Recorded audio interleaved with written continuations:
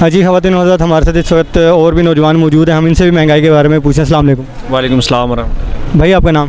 میرا نام محمد آصف ہے جی۔ اچھا آصف بھائی، مجھے بتائیے گا کہ ہر جگہ جو ہے نا تو مہنگائی کا اس وقت کہا جا رہا ہے، تو آپ کیا سمجھتے ہیں کہ مہنگائی نے اس وقت جو ہے نا تو سب کی کمر توڑ کے رکھی ہوئی ہے؟ آپ کیا کہہ رہے ہیں کہ مہنگائی، اس وقت کی جو مہنگائی ہے اس کے بارے میں کیا کہیں گے کہ اس نے کس طرح سے اثر انداز کی ہے؟ دیکھیں جی، سب سے پہلے تو میں یہ آپ کا شکریہ ادا کرنا چاہتا ہوں کہ آپ نے ہمیں موقع دیا اپنی آواز حکام بالا تک پہنچانے کے لیے۔ مہنگائی ایک ایسی ایک چیز ہے کہ جو غریب طبقے کے اوپر بہت زیادہ اثر انداز ہوتی ہے نا، اور بحیثیت ہم طالب علم ہیں تو ہم یہ کہیں گے کہ ہماری اس مہنگائی کی وجہ سے ہمارے بچوں میں تعلیم حاصل کرنا بہت مشکل ہو گیا ہے۔ یعنی کہ اس وقت پاکستان میں 2.65 کروڑ بچے ایسے ہیں جو آؤٹ آف اسکول چلڈرن کہلاتے ہیں، یعنی ان کو اسکول میں اندر ہونا چاہیے تھا اور وہ اسکول سے باہر ہیں۔ پھر آج لوگ اپنے زیورات بیچنے پہ، اپنے گھر اور مکانات اور اپنے بیٹی کی جہیز بیچنے کے لیے وہ تیار ہو چکے ہیں کہ وہ اپنے وہاں پہ بل ادا نہیں کر سکتے، کیونکہ بجلی کے بل آتے ہیں، وہاں پہ گیس کے بل، پانی کے بل، گھر کا کرایہ، دیگر اخراجات، اتنے اس حد تک لوگ تنگ آ چکے ہیں کہ وہ اپنی بیسک نیڈس کو بھی پورا کرنے کے لیے نہیں ہیں۔ اس تمام کی وجہ یہ ہو سکتی ہے کہ ہماری جو بیڈ گورننس ہے، ہماری گورننس ٹھیک نہیں ہے، ہماری پالیسیز، ہمارے لیجسلیشن، ہماری جو جتنے بھی پالیسی میکنگ ہوتی ہیں، ڈیسیژن میکنگ ہوتی ہے، وہ ٹھیک نہیں ہوتی۔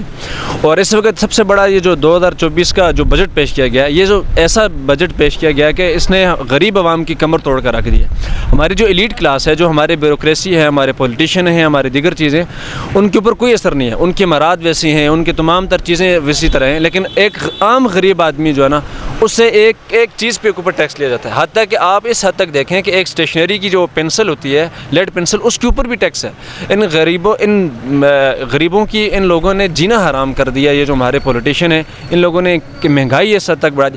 کوئی بھی پولیٹیکل پارٹی ہو، کسی بھی سطح کی، جو ہماری بیڈ گورننس کی وجہ سے ہمارے تمام تر جو معاملات ہیں اس وقت سوسائٹی کے بہت ابتر ہوتے ہیں۔ لوگ انہیں کس کے اندر وائلنس کی طرف جاتے ہیں، لوگ وہاں پہ کرائم کرتے ہیں، ایسے ہی ہے، مختلف چیزوں کے اندر جو ہے نا وہ انوالو ہوتے ہیں، اور اس نے سوسائٹی کو بگاڑ کر رکھ دیا ہے۔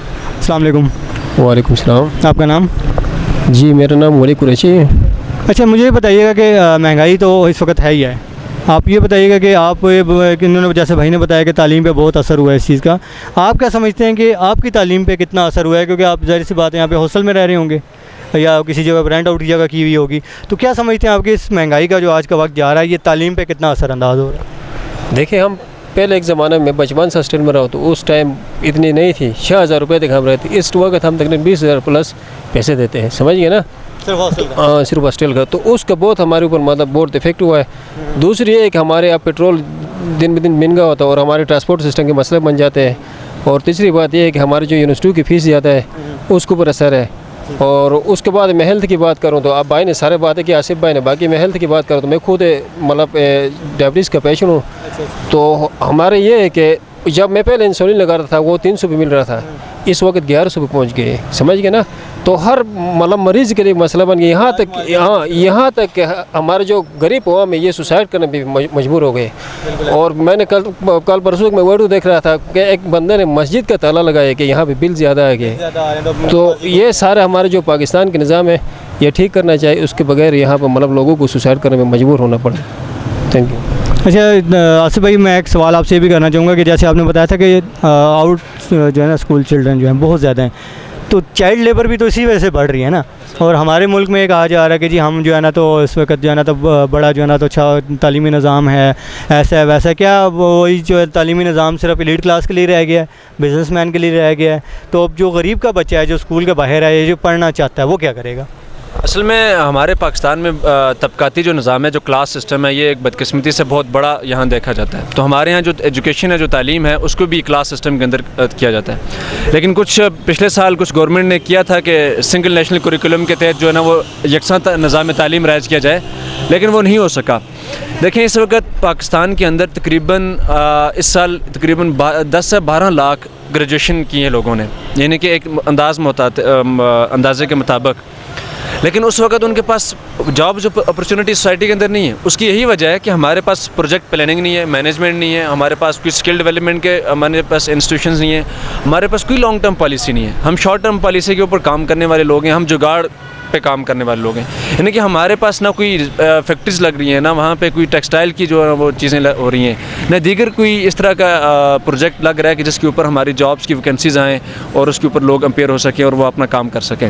دیکھیں اس وقت جب آپ تعلیم سب کے لیے عام نہیں کریں گے, ایک خاص محدود طبقے تک رکھیں گے, تو وہ بیچارے اپنا جینا مشکل ان کے لیے ہوا ہے, وہ تعلیم کیسے حاصل کر سکتے ہیں. میں نے آپ سے پہلے عرض کیا کہ 2,65,00,000 بچے جن کو اسکول کے اندر ہونا چاہیے تھا وہ اسکول کے باہر ہیں. اسی وجہ سے وہ چائلڈ لیبر بڑھ رہی ہے, چائلڈ ابیوز ہو رہے ہیں, وہاں پہ مختلف طرح کے وہ چیزیں ہوتی ہیں جس کی وجہ سے آپ کی ہیومن ٹریفکنگ ہوتی ہے. لوگ پھر غلط راستے سے اپنے حقوق حاصل کرنا شروع کر دیتے ہیں اور وہاں پہ طلبہ کا استحصال ہوتا ہے. میں خود یونیورسٹی کے ایک طالب علم میں دیکھتا ہوں یونیورسٹیز کے اندر کہ کئی ایسے طالب علم ہوتے ہیں جو اپنی فیسیں ادا نہ کرنے کی وجہ سے اپنی ڈگری کو ختم کرتے ہیں, اسکپ کر دیتے ہیں, وہ نہیں کر سکتے. ان کے پاس ہاسٹل کی فیس نہیں ہے, ان کے پاس کھانے پینے کے پیسے نہیں ہیں, وہ اپنی فیس اتنی بھاری بھرکم فیسیں کہاں استعمال کر سکیں. یعنی کہ آپ یہ دیکھیں کہ ہر سال یا ہر یونیورسٹی اب 10% اضافہ کرتی ہے اس کے اندر وہ فیسوں کے اندر, جس کی وجہ سے غریب طلبہ سے محروم ہو جاتے ہیں تعلیم سے, وہ تعلیم حاصل نہیں کر سکتے. اور میری خود ایویڈنس ہے, میرے پاس ثبوت ہیں اس چیز کے کہ بہت سارے طالب علم اسکپ کرتے ہیں. آپ مجھے بتائیں کہ ایک طالب علم یہاں جب تعلیم چھوڑتا ہے اور سوسائٹی کے اندر جائے گا وہ کیا کرے گا. آلریڈی سوسائٹی کے اندر پہلے انزائٹی اور ڈپریشن ہے, وہاں لوگ کمپلیکسٹی کا شکار ہیں, وہاں پہ پیچیدگیوں میں ہیں, بے روزگاری ہے, بد امنی ہے, ہر طرف ایک افراتفری کا ماحول ہے. تو مجھے بتائیں کہ وہاں جب ایک بندہ جائے گا تو وہ کس طرح سروائیور کرے گا سوسائٹی کے اندر. یہ بہت مشکل ہے. تو اگر اس وقت اس ساری سچویشن سے اور جتنی بھی یہ پولیٹیکل انسٹیبلٹی ہے اور یہ جو سوشو اکنامک جو کرائسز آئے ہوئے ہیں, اگر اس سے آپ نے نکلنا ہے نا تو آپ کو گورننس اچھی کرنی ہوگی, گڈ گورننس کرنی ہوگی, پالیسیز اچھی بنانی ہوگی, اور آپ نے بہتر اپرچونیٹیز پرووائڈ کرنی ہوگی یوتھ کے لیے. دیکھیں ہمارے پاکستان کی سب سے بڑی خوش قسمتی ہے کہ 64% یوتھ ہے. یعنی کہ دنیا کے کسی اور ملک کے پاس ایسا نہیں ہے, لیکن ہمارے پاس ہے. لیکن دوسرے سے ساتھ بدقسمتی یہ ہے کہ ہم اس کو صحیح بہتر طریقے سے یوٹیلائز نہیں کر سکتے. اگر ہم بہتر اور مثبت وے میں ہم چلیں تو ہم بہت اچھا کردار ادا کر سکتے ہیں اس ملک کے لیے, اس قوم کے لیے ہم بہت خدمات دے سکتے ہیں. تو جزاک اللہ, بہت شکریہ.